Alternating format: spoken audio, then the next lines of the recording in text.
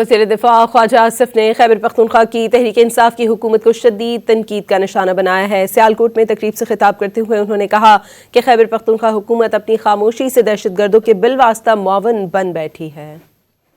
دہشت گردی کے خلاف جو جہاد ہے، جو دیوار بنے ہوئے ہیں پاکستان کی حفاظت کے لیے، وہ پاکستانی افواج ہیں، اس میں کے پی کی حکومت کا کوئی دخل نہیں، بلکہ وہ اپنی خاموشی سے تماشائی بن کے جو ہے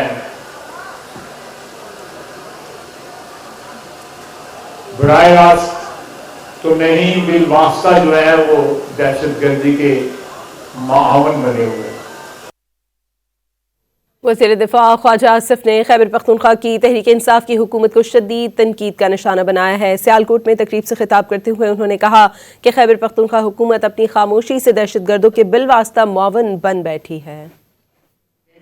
دہشت گردی کے خلاف جو جہاد ہے، جو دیوار بنے ہوئے ہیں پاکستان کی حفاظت کے لیے، وہ پاکستانی افواج ہیں، اس میں کے پی کی حکومت کا کوئی دخل نہیں، بلکہ وہ اپنی خاموشی سے تماشائی بن کے جو ہے